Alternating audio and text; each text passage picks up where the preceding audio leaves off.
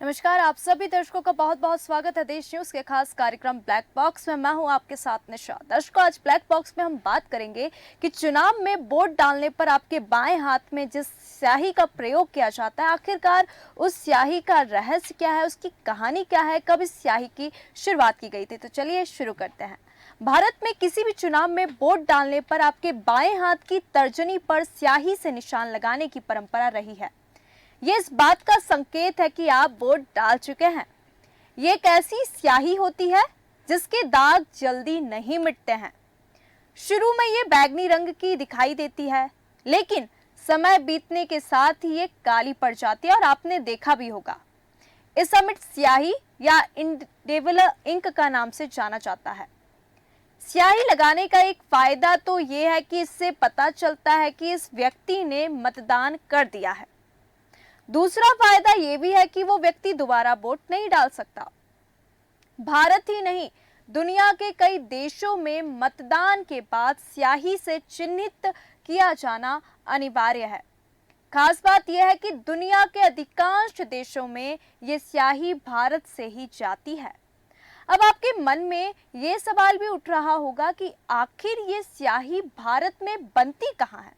हम अक्सर जब मतदान करने जाते हैं या हमने पहली बार मतदान किया है तो हमारे उंगलियों में जो स्याही लगाई जाती है, तो आपने कभी सोचा है कि आखिरकार ये स्याही कहाँ बनती है, कैसे बनती है? तो आइए आज हम आपको बताते हैं। यह अमिट स्याही भारत में दो जगहों पर बनती है। पहली, तेलंगाना के हैदराबाद की रायडू लेबोरेटरी और कर्नाटक के मैसूर पेंट्स और बर्निस लिमिटेड कंपनी में दो जगह बनती है।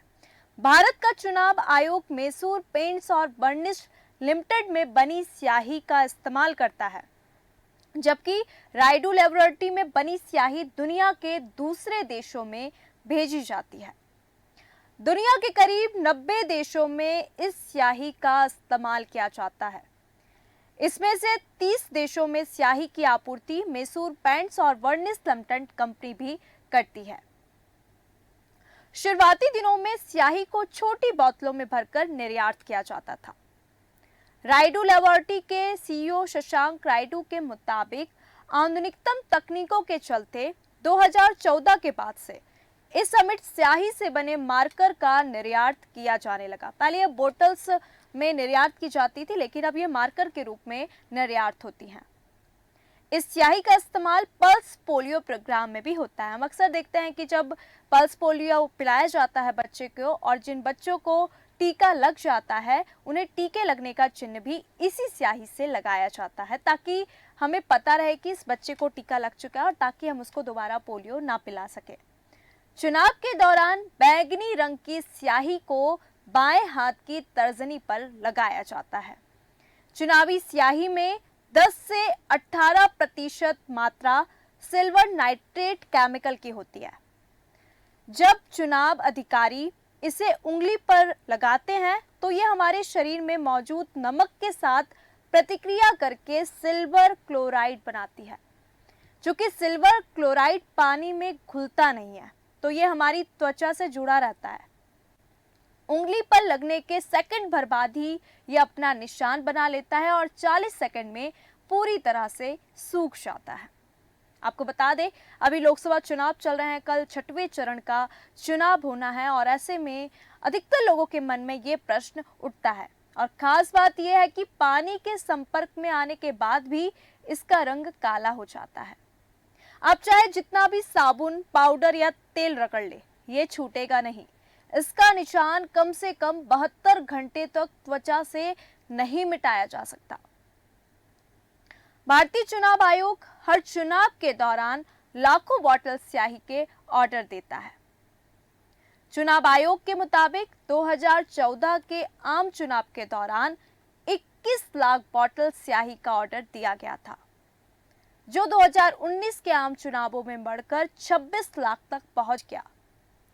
आपको बता दें, इसका इस्तेमाल 1960 के दशक से किया जा रहा है।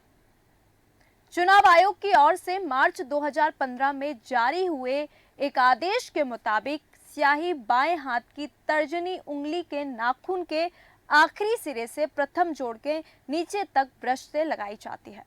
आपको बता दें, जिस ब्रश से ये स्याही लगाई जाती है उसका निर्माण भी मैसूर पेंट्स एंड वर्निश लिमिटेड करता है। मतदान अधिकारी जो ईवीएम कंट्रोल यूनिट के प्रभारी होते हैं, उनका काम ये सुनिश्चित करना होता है कि कंट्रोल बैलेट का बटन दबाने से पहले मतदाता की उंगली पर स्याही का निशान पूरी तरह से लगा हो। एक सवाल ये भी उठता है कि अगर किसी मतदाता के हाथ पर पिछले चुनाव की स्याही का निशान लगा हो तो स्याही कहाँ लगाई जाए। अक्सर ये भी होता है कि पिछले चुनाव का जो निशान होता है स्याही का वो नहीं छूटता। तो इस सवाल का जवाब चुनाव आयोग ने राज्यों के मुख्य सचिव अधिकारियों को, आपको बता दें, मार्च 2021 में एक पत्र लिखकर दिया। आयोग ने इस पत्र में लिखा, बाएं हाथ की तर्जनी पर अगर पिछले चुनाव की स्याही लगी हो और उसके निशान दिख रहे हैं तो स्याही बाएं हाथ की तर्जनी की जगह मध्यमा या बीच की उंगली में लगाई जाएगी। आयोग का कहना है कि अगर स्याही मध्यमा पर भी लगी हो तो अनामिका उंगली में लगाई जाएगी। इसके लिए आवश्यक है कि वर्तमान चुनाव और पूर्व चुनाव के बीच का अंतर 2 महीने से अधिक का ना हो। आपको बता दें, अमिट स्याही बनाने वाली कंपनी MPPL का इतिहास वाडियार राजवंश से जुड़ा हुआ है। इस राजवंश के पास खुद की सोने की खान थी। ये राजवंश दुनिया के सबसे अमीर राजघरानों में गिना जाता है। कर्नाटक के मैसूर में वाडियार राजवंश का राज था। महाराजा कृष्णराज वाडियार आजादी से पहले यहाँ के शासक थे। वाडियार ने साल 1937 में पेंट और वर्निश की एक फैक्ट्री खोली जिसका नाम मैसूर लेक एंड पेंट्स रखा। देश के आजाद होने पर यह फैक्ट्री कर्नाटक सरकार के पास चली गई। इसके बाद आपको बता दें कि 1989 में इस फैक्ट्री का नाम मैसूर पेंट एंड वर्निश लिमिटेड रख दिया गया। इसी फैक्ट्री को NPL ने अमिट स्याही बनाने का ऑर्डर दिया था। यह फैक्ट्री आज तक यही अमिट स्याही बना रही है। चुनावों में इस्तेमाल होने वाली इस अमिट स्याही का फॉर्मूला बहुत गुप्त है। ना तो National Physical Laboratory of India ने और ना ही मैसूर पेंट एंड वर्निश लिमिटेड ने स्याही के फॉर्मूले को सार्वजनिक किया। एक बार ऐसी अफवाह उड़ी थी, शायद आपको याद हो, कि स्याही को बनाने में सुअर की चर्बी का प्रयोग किया जाता है, लेकिन इन अफवाहों को खारिज कर दिया गया। कुछ जानकारों के मुताबिक इस स्याही में सिल्वर नाइट्रेट का प्रयोग होता है। इससे अमिट स्याही, आपको बता दें, फोटो सेंसिटिव प्रकृति की हो जाती है। इसके चलते ये स्याही कुछ ही देर में सूख जाती है। MPPL की बनी अमिट स्याही का प्रयोग सिर्फ भारत में ही नहीं, दुनिया भर के कई सारे देशों में MPPL ये अमिट स्याही खरीदते हैं और अपने यहाँ चुनावों में इसका उपयोग करते हैं। एक रिपोर्ट की माने तो 28 देश MPPL से ये स्याही खरीदता है। इन देशों में दक्षिण America, Canada, Malaysia, Maldives, Cambodia, Afghanistan, तुर्की, Nigeria, Nepal, Ghana, Papua New Guinea, Burkina Faso, Burundi, Togo, Sierra Leone भी शामिल है। चुनाव वाली स्याही की एक शीशी से कम 700 उंगलियों पर पक्की स्याही लगाई जा सकती है। हर शीशी में 10 ml स्याही होती है और इसकी कीमत करीब 127 रुपए होती है। इस लिहाज से 1 लीटर की कीमत करीब 12,700 रुपए होगी। 1 ml यानी कि एक बूंद की बात करें तो करीब 12.7 रुपए इसकी कीमत बैठेगी। एक और खास बात जो कि जानने वाली है वो ये है कि अच्छी क्वालिटी की चुनावी स्याही 40 सेकंड से भी कम समय में सूख जाती है। उंगली पर स्याही लगाने के 1 सेकंड के भीतर ही उंगली पर, आपको बता दें, ये अपना दाग छोड़ देगी। हालांकि गांव देहात या अन्य जगहों पर अक्सर कई बार सुनने को मिलता है कि इस स्याही को कैसे मिटाना है, लेकिन इसकी पुष्टि अब तक नहीं हो सकी है। बता दें कि अगर आपने एक बार वोट दे दिया तो प्रयास कीजिए कि बूथ से बाहर चले जाएं और गलती से भी फर्जी वोट मारने के चक्कर में बिल्कुल ना पड़े, अन्यथा पकड़े जाने पर आपको बुरे परिणाम भुगतने ही पड़ जाएंगे। आपको बता दें, अभी चुनाव चल रहे हैं, क्योंकि जो गांव के लोग होते हैं उनको बहुत सारी चीजें नहीं पता होती हैं। तो चुनाव में वोट डालते वक्त आपको क्या क्या ध्यान रखना होगा वो बहुत महत्वपूर्ण होता है। सबसे पहले आपकी उम्र कितनी है। याद रखिए कि वोट देने के लिए आपकी उम्र कम से कम 18 साल होनी चाहिए। अगर वोटर लिस्ट में आपका नाम रजिस्टर हो गया तो आप मतदान केंद्र पर जाइए। आपकी बारी आने पर एक पोलिंग ऑफिसर आपकी पहचान की पुष्टि करेगा। आईडी कार्ड के तौर पर आपके पास मतदाता पहचान पत्र, पैन कार्ड, आधार कार्ड, ड्राइविंग लाइसेंस या बैंक पासबुक में से कोई एक चीज आप अवश्य अपने साथ लेकर जाएं। आपको वोटर रजिस्टर पर दस्तखत करने को देगा कि आप यहाँ पे साइन करें। इसके बाद दूसरा पोलिंग ऑफिसर आपको एक दस्तखत की गई वोटर पर्ची देगा। इसके बाद एक तीसरा पोलिंग ऑफिसर आपकी वोटर पर्ची लेकर बैलेट बटन दबाएगा। यह बटन इलेक्ट्रॉनिक वोटिंग मशीन यानी कि ईवीएम की कंट्रोल यूनिट पर लगा होता है। अब आप अपना वोट देने के लिए तैयार हैं। आपको वोटिंग वाले कमरे का रास्ता बताया जाएगा, जहां आप वोटिंग के लिए रखी हुई ईवीएम मशीन देखेंगे। यही मशीन आपका वोट दर्ज करेगी। लेकिन अभी जरा इंतजार कीजिएगा, क्योंकि ये ईवीएम क्या है और इस पर कैसे वोट करना है ये भी जानना बहुत महत्वपूर्ण है। ईवीएम पर बटन दबाते वक्त क्या ध्यान रखना चाहिए, इसका विशेष रूप से ध्यान दें, क्योंकि एक मशीन है और जिस पर बटन के बगल में चुनाव में भाग ले रहे उम्मीदवारों के नाम लिखे होते हैं और साथ ही उनकी पार्टियों के चुनाव चिन्ह भी छपे होते हैं। आप जब ईवीएम मशीन देखेंगे तो आप देखेंगे ऊपर से नीचे सभी पार्टी और पार्टी के चिन्ह वहां पे लगे होंगे। उम्मीदवार का नाम उस इलाके में प्रचलित भाषा में लिखा होता है जहां वोटिंग हो रही हो। उम्मीदवार की पहचान के लिए चुनाव चिन्ह दिया जाता है ताकि अनपढ़ मतदाताओं को सहूलियत हो। जो पढ़े लिखे नहीं है, जिनको पढ़ना नहीं आता, वो मतदाता भी अपने मत का सही तरीके से प्रयोग कर सके, इसलिए चिन्ह भी दिया जाता है। जब आप वोट देने के लिए तैयार हो जाएं, अपनी पसंद के उम्मीदवार के बगल वाली जो नीला बटन है उसको आप प्रेस कर दें। अब यहाँ पे आपको थोड़ा रुकना है। अब यहाँ पे आप ठहर जाइएगा। इसका मतलब ये नहीं हुआ कि आपका वोट दर्ज हो गया है। ये तभी होगा जब आप बीप की आवाज सुन ले और ईवीएम की कंट्रोल यूनिट का इंडिकेटर बंद हो जाए। आपने अपना वोट अब दे दिया है। जब पोलिंग ऑफिसर ईवीएम मशीन पर मौजूद क्लोज बटन प्रेस कर देते हैं तो इसका मतलब ये हुआ कि उस ईवीएम पर और वोट देना बंद हो गया। इसके साथ कोई छेड़छाड़ ना हो, इसलिए इसे पुराने तरीके से सीलबंद किया जाता है। साथ में चुनाव आयोग की तरफ से सुरक्षित स्ट्रिप लगा देते हैं और साथ में एक सीरियल नंबर भी होता है। आपको बता दें, मतदान के ठीक पहले ईवीएम मशीन को खोला जाता है।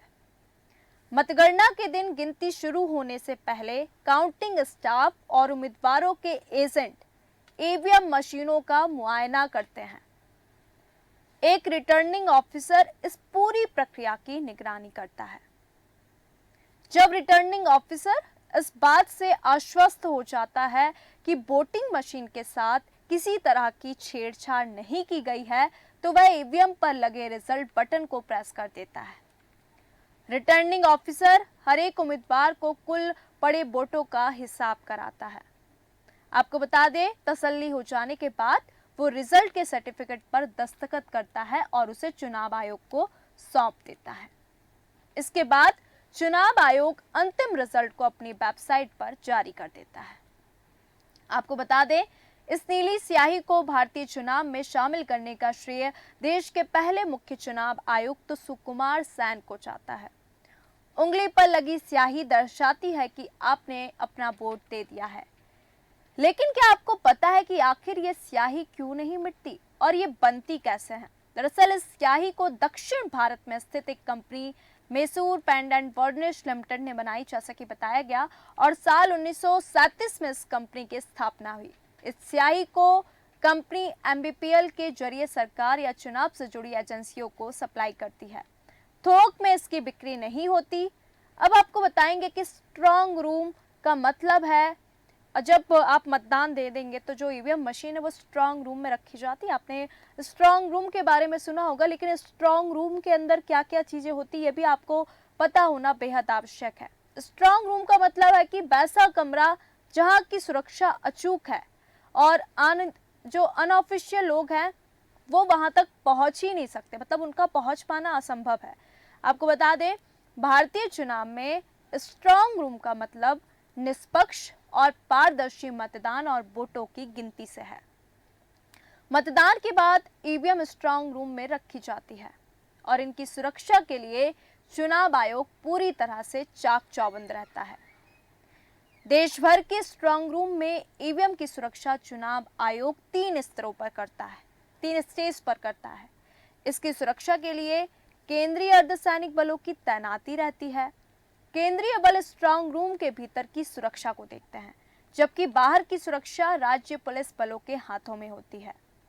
स्ट्रांग रूम की सुरक्षा की निगरानी जिले के डीएम और एसपी के हाथों में होती है। स्ट्रांग रूम की सीलिंग के वक्त राजनीतिक पार्टियों के प्रतिनिधि मौजूद रहते हैं। इन प्रतिनिधियों को भी अपनी तरफ से सील लगाने का प्रावधान होता है। स्ट्रांग रूम में केवल एक तरफ से एंट्री होती है। इसमें डबल लॉक सिस्टम होता है। एक चाबी रिटर्निंग ऑफिसर के पास होती है और दूसरी चाबी संबंधित लोकसभा क्षेत्र के असिस्टेंट रिटर्निंग ऑफिसर के पास होती है। अगर किसी स्ट्रांग रूम में कोई दूसरी एंट्री है, वो चाहे खिड़की की ही क्यों ना हो, तो इसे सुनिश्चित करना होता है कि इससे किसी की पहुंच स्ट्रांग रूम तक ना हो। स्ट्रांग रूम के एंट्री पॉइंट पर सीसीटीवी कैमरा होता है। सुरक्षा बलों के पास एक लॉग बुक होती है जिसमें हर एंट्री का टाइम, तारीख, अवधि और नाम उस पर लिखा होता है और आपको लिखना अनिवार्य भी होता है। वो चाहे पर्यवेक्षक, एसपी, राजनीतिक पार्टी, प्रत्याशी, एजेंट या कोई अन्य व्यक्ति हो। अगर काउंटिंग हॉल स्ट्रांग रूम के पास है तो दोनों के बीच एक मजबूत घेरा होता है ताकि स्ट्रांग रूम तक कोई चाहकर भी ना पहुंच सके। इन सारे मानकों का पालन हर हाल में करना होता है, तभी चीजें आगे बढ़ती हैं।